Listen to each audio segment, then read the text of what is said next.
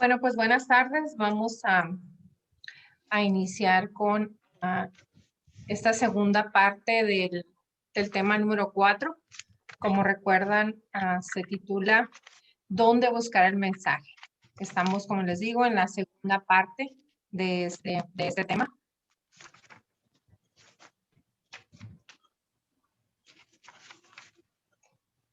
Anteriormente veíamos tres aspectos, ¿no? El primero, donde nosotros podemos buscar el mensaje, que son las parábolas.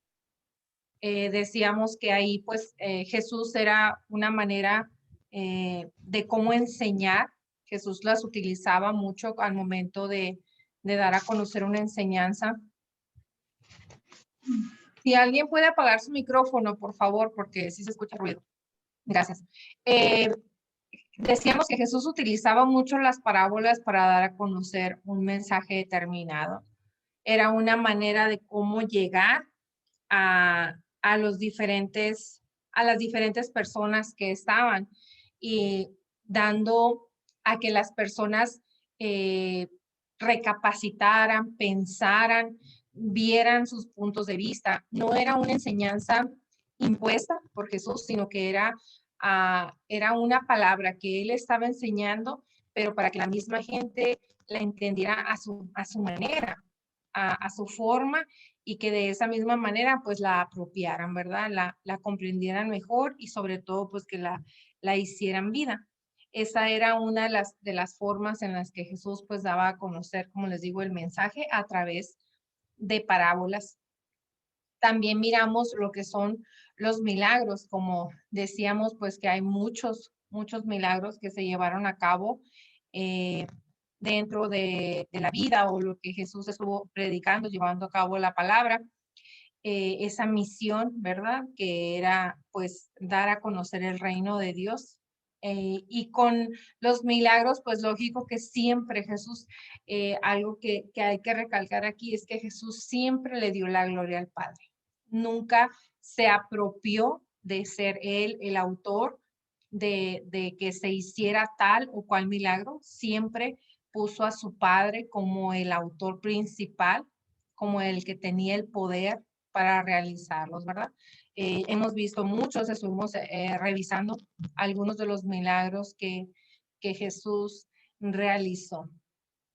Y también otro de los medios en los cuales podemos buscar nosotros el mensaje, pues en los personajes. Decíamos que era muy importante que nosotros conozcamos tanto personajes que están dentro de la palabra de Dios, que podamos nosotros utilizar para llevar a cabo una predicación, una enseñanza, pero también es muy importante conocer a personajes que están en nuestra vida actualmente, personajes comunes y corrientes como nosotros, a los cuales pues podemos hacer uso de ellos para ejemplificar, para mostrar algo que nosotros queramos hacer entender a esas personas a las cuales pues les estemos predicando. Hoy veremos otros tres aspectos, otros tres medios en los cuales nosotros podemos buscar el mensaje, y uno de ellos es en las guerras. Las guerras, pues se puede escuchar como una palabra muy difícil, ¿verdad? Un término, pues no nada más el término, simplemente lo que conlleva una guerra, una batalla, donde pues por lo regular es sangrienta, es donde personas pierden la vida, ¿verdad? En donde personas pues a lo mejor no solamente la vida, sino que pierden pues todo lo que tienen, todo o lo poco que puedan poseer. Ahí se queda, ahí se pierde en esas guerras. Pero lo más importante aquí que hay que recalcar es que nosotros como predicadores, al momento de utilizar este aspecto de las guerras, más que de describir cómo fue la guerra o quiénes participaron en esa guerra, o quién fue el que ganó, quién la propició, infinidad de cosas que puedan tener ese suceso.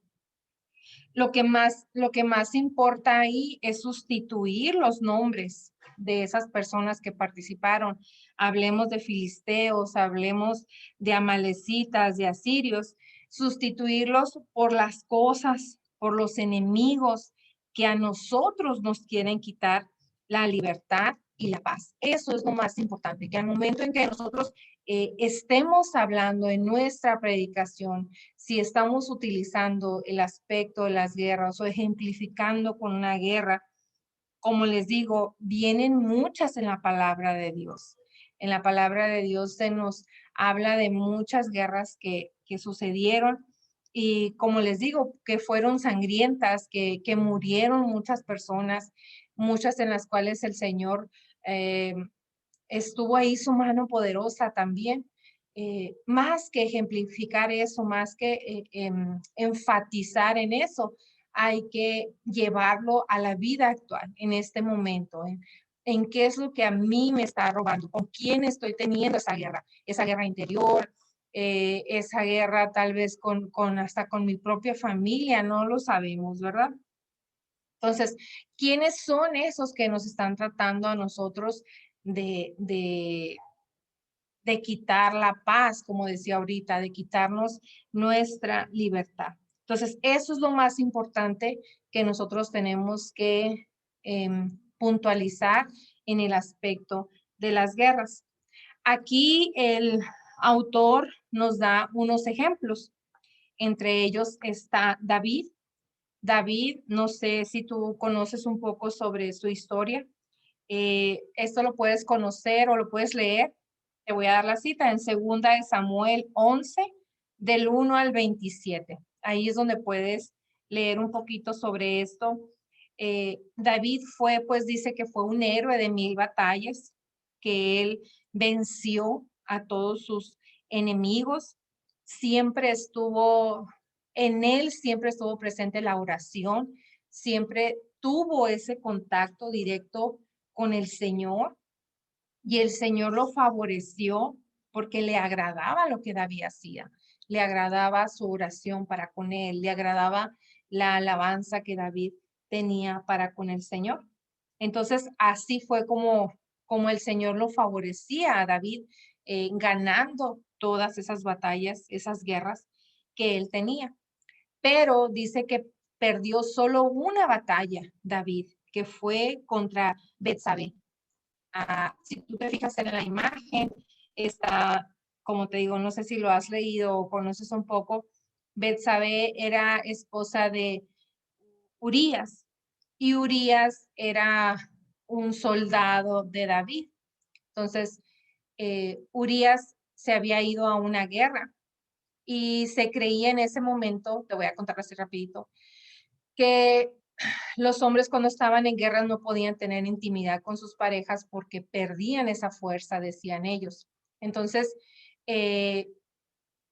Betsabé sale a bañarse a la alberca y David la miró.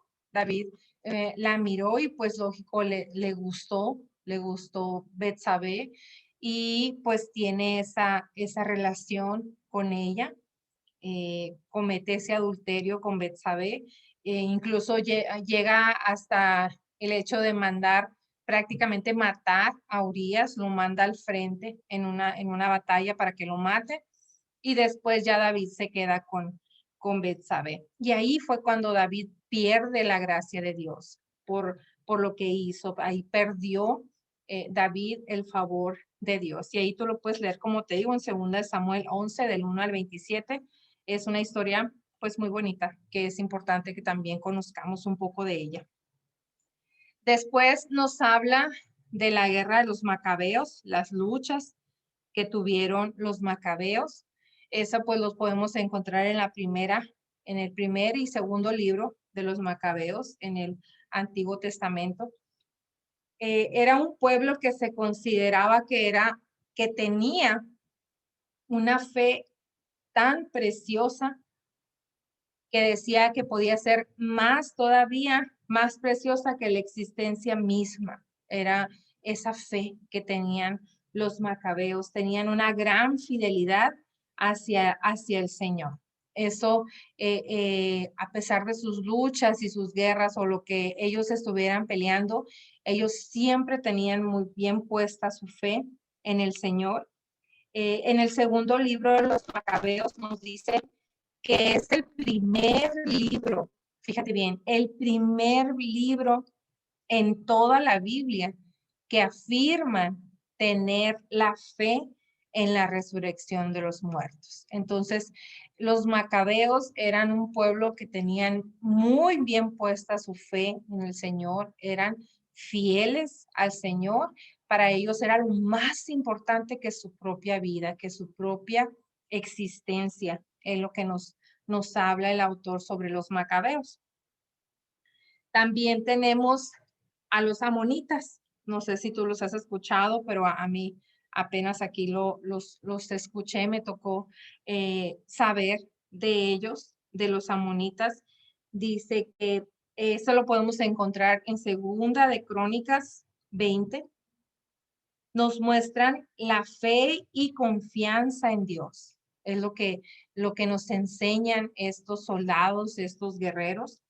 La oración que le hicieron al Señor le agradó tanto a Dios, donde lo consideran como el único poderoso, como el único que puede lograr las cosas, que es el único que les puede a ellos ayudar, que los puede salvar de ese momento tan difícil. Si tú lo lees, ahí te vas a dar cuenta que ellos estaban casi como quien dice perdidos en esa lucha. Entonces el Señor le agrada tanto la oración que tiene para con Él, para con el Señor, que prácticamente es el mismo Dios el que tiene esa batalla contra estas personas, contra este ejército que estaban peleando los amonitas. Entonces, aquí aprendemos de eso, de la oración, que la oración es poderosa, que la oración, siendo fiel, siendo sincera, una oración que salga realmente del corazón, puede hacer y lograr cualquier cosa. Claro que de la mano del Señor, ¿verdad? Eso es lo más importante. Y otro ejemplo que me gustaría mencionar aquí es la guerra de los amalecitas. No sé si has escuchado de ellos. No tuve la oportunidad de buscar la cita bíblica.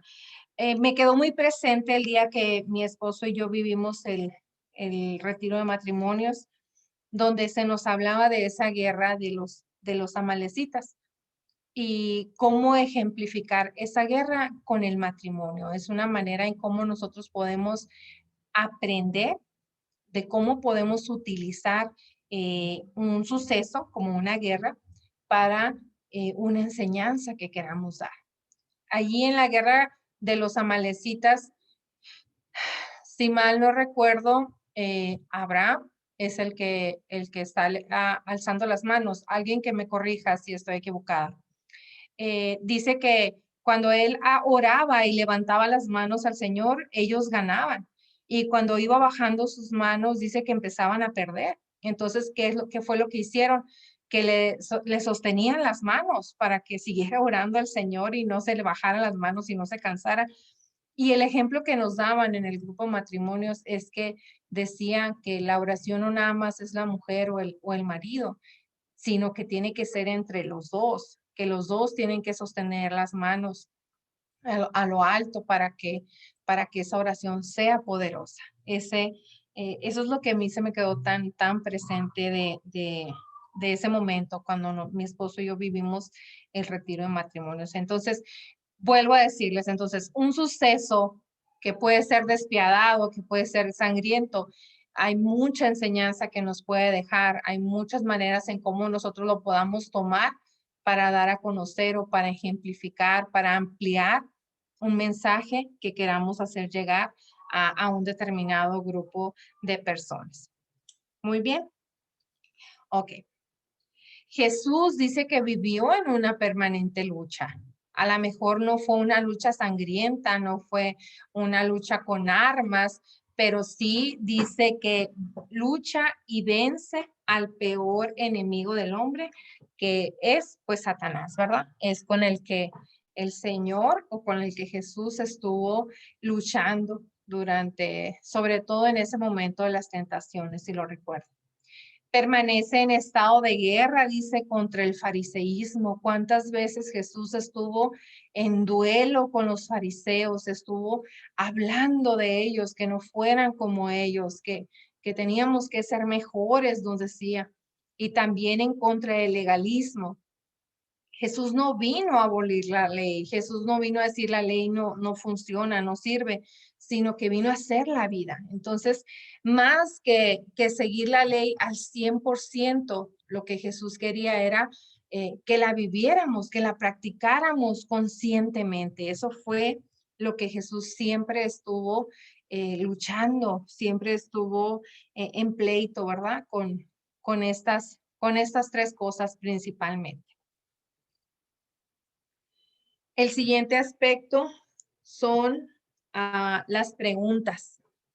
¿Cuántas preguntas vemos en la Biblia, verdad? Sobre todo en los evangelios, pues en todos, en cada uno de los libros, cuántas preguntas hay. Y muchas de las veces no hay una respuesta exacta. ¿Cuántas preguntas le hace el hombre a Dios? ¿Cuántas preguntas le hace Dios al hombre? Que le pregunta a veces hasta, ¿dónde estás? Le dice, ¿verdad?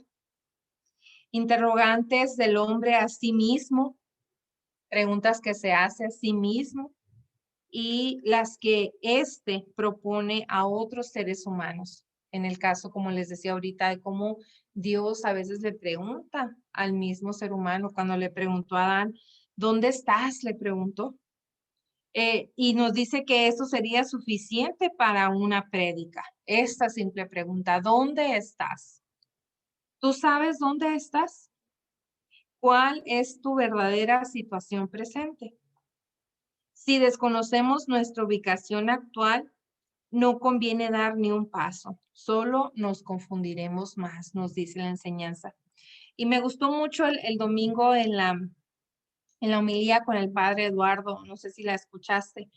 Él hablaba sobre, él hizo una pregunta muy clara, nos dejó una pregunta el padre Eduardo. ¿En qué barca estás? Preguntó el padre Eduardo. ¿Si en la que va Jesús dormido o te subiste a una barca equivocada? ¿En qué barca vas? Preguntó el padre Eduardo. Entonces, como les digo, tal vez una simple pregunta, todo lo que nos pueda generar, como dice aquí, una interrogante que puede ser suficiente para una prédica. Imagínense, una prédica de una hora, de hora y media, no lo sé, pero ¿cuánto podemos nosotros sacarle a una pregunta que podemos encontrar ahí mismo en el Evangelio, en los Evangelios o en la palabra de Dios? Jesús generalmente no enseñaba imponiendo su opinión como dogma intocable. ¿Qué quiere decir esto? Que no era algo que se pudiera cambiar. O sea, no era algo que decía Jesús, es que esto es verde y aunque tú lo veas amarillo, es verde. No, ¿verdad? Eso no es lo que Jesús enseñaba, no imponía, sino que prefería que del fondo del corazón humano surgiera la respuesta. Por eso es que Jesús utiliza tanto esas preguntas. Y a veces, como les digo, ni siquiera había una, una respuesta exacta en la cual el Señor nos contestara. Dice, existe una serie de preguntas que le hicieron a Jesús diferentes personas. ¿Dónde vives? Señor, ¿quién eres? ¿Eres tú el que había de venir o debemos esperar a otro? ¿Con qué autoridad haces esto? ¿Qué es la verdad? ¿Eres tú el rey de los judíos? ¿Y qué contestó Jesús ante esta pregunta? ¿Qué fue lo que contestó? Ya acá quién sabemos, ¿verdad? Entonces, no, a veces, como les digo, no daba una respuesta exacta, sino que era lo que hacía. Jesús prefería que de tu corazón, de la persona que estaba ante él, surgiera esa respuesta. Hay que responderla de acuerdo al contexto general del Evangelio. Eso es lo que nos dice la enseñanza. Si nosotros vamos a utilizar una pregunta, no quiere decir que la voy a responder tal y cual está aquí en el Evangelio. Voy a nada más hablar sobre el contexto que tiene esta cita bíblica, sino cómo lo puedo poner en práctica o cómo la voy a poner ante la situación o ante el grupo de personas a las cuales yo estoy predicando. Cómo situar esta pregunta en ese preciso momento. Como ya les hemos dicho, ya se ha dicho cientos de veces, la palabra del Señor no tiene una caducidad. Entonces, la podemos aplicar en cualquier tiempo, en cualquier momento, en cualquier situación, y es lo que nosotros como predicadores tenemos que hacer. Si vamos a utilizar este medio de las preguntas, tenemos que responderla en el momento, en esta situación que estamos viviendo, ¿sí? El padre Eduardo, vuelvo a ejemplificarlo, vuelvo a decir del padre Eduardo. El padre preguntó, ¿en qué barca estás? ¿Estás en la barca donde va el Señor? ¿O te subiste a la barca de las drogas? ¿O te subiste a la barca del vicio, del robo, de la estafa? ¿A qué Dios estás siguiendo? ¿Estás siguiendo al verdadero Dios? Entonces, de una pregunta podemos sacar y seguir haciendo, pero situándolas en el momento en que se está viviendo, en este momento real, ahorita, en junio del 2021, ¿cómo yo puedo utilizar esta pregunta? ¿Cómo la puedo poner para que se conteste con la misma situación con la que se está viviendo? Eso es lo más importante que nosotros tenemos que, que mencionar aquí. Es lo que más tenemos que sacar cuando utilicemos alguno de estos medios. ¿Cómo lo voy a poner? Pero en este momento en el que se está viviendo. No volver a explicar la escritura, no volver a explicar que si porque Betsabé le dio, lo hizo, no. Sino ahorita, ¿qué me dice a mí? ¿Cómo la puedo yo usar? En otras ocasiones dice, conviene guardar silencio y esperar que Jesús responda en nuestro corazón. Nos sorprenderemos de la nitidez de su voz. A veces queremos que nos conteste tal y cual nosotros estamos preguntando, ¿verdad? Pero nos dice que muchas de las veces es solo que callemos, solo callar y escuchar, poner atención a la manera en cómo el Señor nos quiera contestar. Aquí hay algunas preguntas cuya variedad de respuestas es, fíjate bien, es un tema para una predicación. ¿Me amas? Ustedes, ¿quién dicen que soy yo? Ustedes también quieren marcharse. ¿Qué buscan? ¿Por qué dudas? ¿Quiénes son mis hermanos? ¿Por qué me pegas? ¿Con un beso entregas al Hijo del Hombre? ¿Qué te importa? ¿Por qué piensan mal en sus corazones? Cada una de esas preguntas pueden ser para una prédica. Pero vuelvo a decirles, es importante que la respondamos en este momento, en el momento en el que se está viviendo. No es irnos al contexto de la cita bíblica donde aparece me amas y responder no, sino que lo podamos utilizar en ese preciso momento. El método de responder las preguntas es una mina inagotable de material para predicar. Entonces, como les dije ahorita, el padre Eduardo hizo una pregunta, pero de ahí se fue a otra y a otra y a otra. Y, y si la persona que te está escuchando realmente está en la misma sintonía o estás llegando estás llegando hasta su corazón con lo que tú estás hablando, con lo que el Señor puso en tus palabras, en tu boca, créeme que esa persona se va a contestar por sí misma esas preguntas que tú le estés haciendo. Muy bien, vamos con la siguiente parte que son los diálogos, ¿sí? Esta es otra manera en el cual nosotros podemos utilizar para buscar un mensaje. Es un medio para que nosotros busquemos el mensaje bíblico. Y como recordamos, pues en la Biblia, en la palabra del Señor, hay muchos diálogos de muchas personas, de dos personas, de tres, o sea, ahí podemos encontrar muchos diálogos. A lo largo y ancho de las escrituras encontramos un extenso mundo de diálogos y conversaciones. Y nos da el ejemplo de Dios y Moisés en el Horeb, Abraham y los ángeles, Job y sus amigos, Eva con la serpiente, la samaritana y Jesús, María e Isabel, Pedro y Jesús, Natanael y Felipe, entre otros muchos. El diálogo que tuvo María con el ángel, por ejemplo, el diálogo que tuvo Jesús con María cuando le pide cuando le dice María que se acabó el vino, ¿verdad?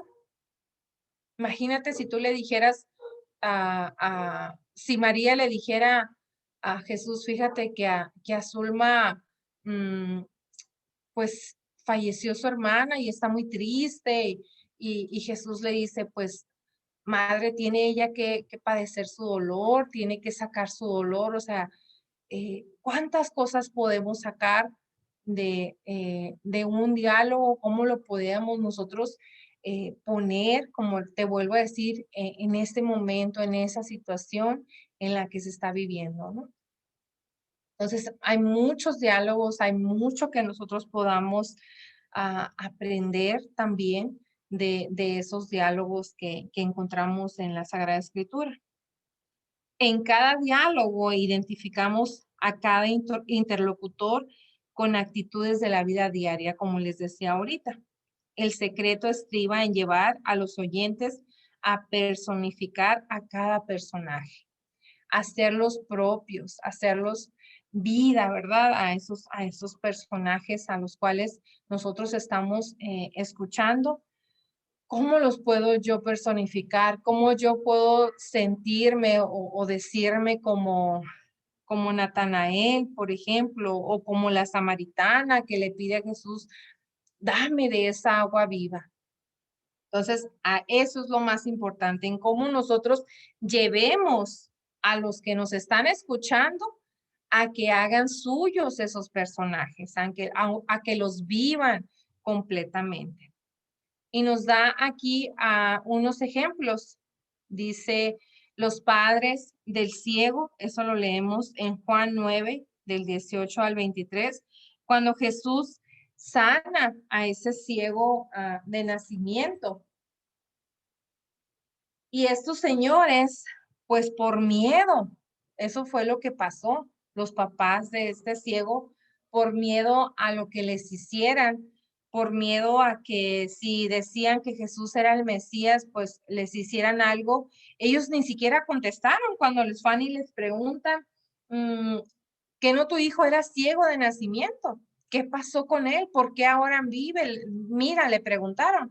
¿Y qué dijeron los padres de nacimiento? Los padres del ciego. Sí, dijeron, mi hijo era ciego de nacimiento y ahorita ya está mirando.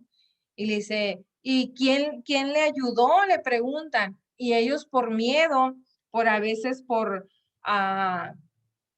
no querer ese compromiso. ¿Cuántas veces nosotros por miedo a defender nuestra fe, por miedo al qué van a decir, nos quedamos callados la boca o no hablamos, no decimos nada o nos damos la media vuelta y nos vamos, ¿verdad?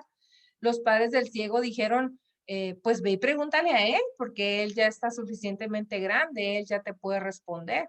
Entonces ahí ellos se deslindaron de cualquier cosa, ¿verdad? Al contestar, al decir cuando les preguntaron eso. Únicamente dijeron, pues ve y pregúntale a él ya te puede responder por sí mismo. Nos da el ejemplo de Cleofás. Cleofás simboliza a quienes saben mucho de Jesús y repiten lo que otros han dicho. Los que nada más a veces estamos como merolicos, repite, repite, repite nomás lo que otros han dicho, pero no hemos tenido ese verdadero contacto con el Señor, no hemos tenido ese encuentro con ese Cristo resucitado. Entonces, por eso no lo conocemos tal cual. A veces seremos como ese Cleofás, seremos solo reporteros, pero no somos testigos.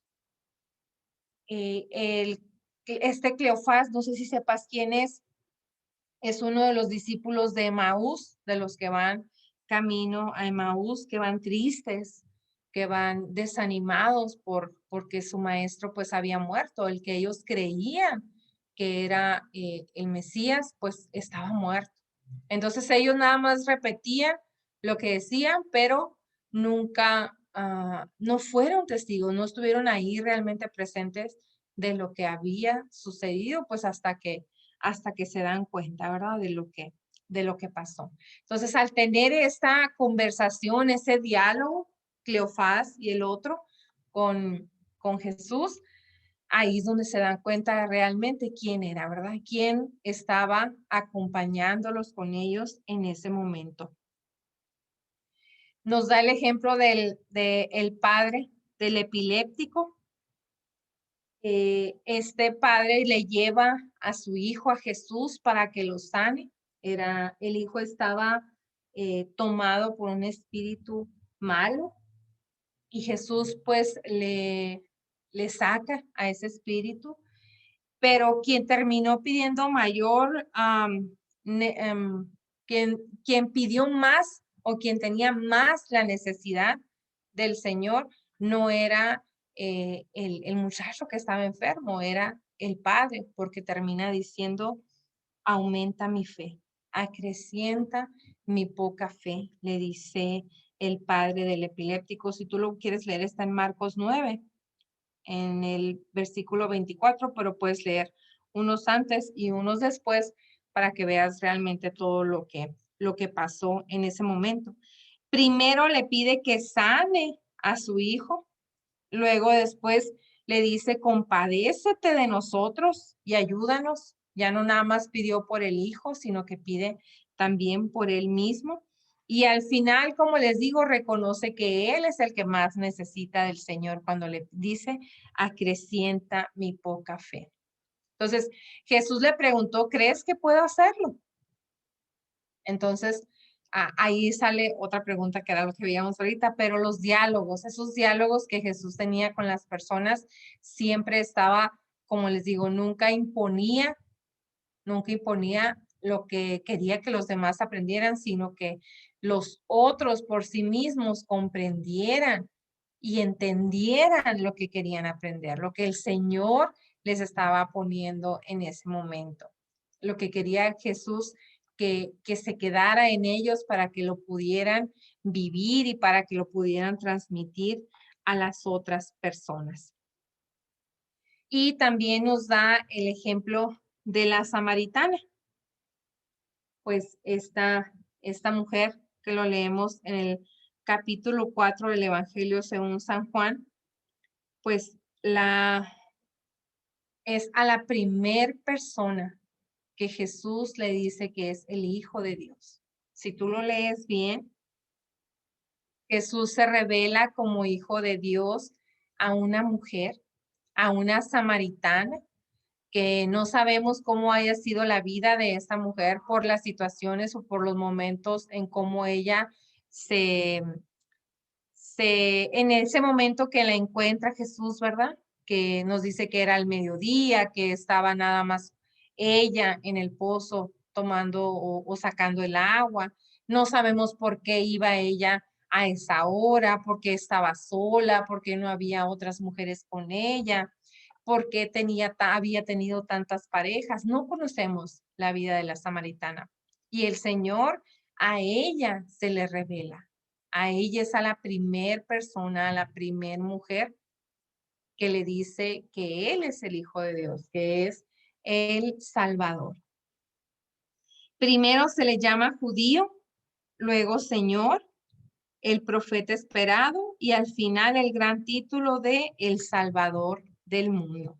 Es lo que nosotros podemos encontrar en este diálogo entre Jesús y la samaritana. Y como les digo, podemos encontrar muchos otros diálogos que nos puedan dar mucha información, que podamos aprender mucho de ellos, que nosotros pudiéramos utilizar para una prédica, como ya les decía. Y en cada uno de los medios que hemos visto podemos encontrar diferentes formas.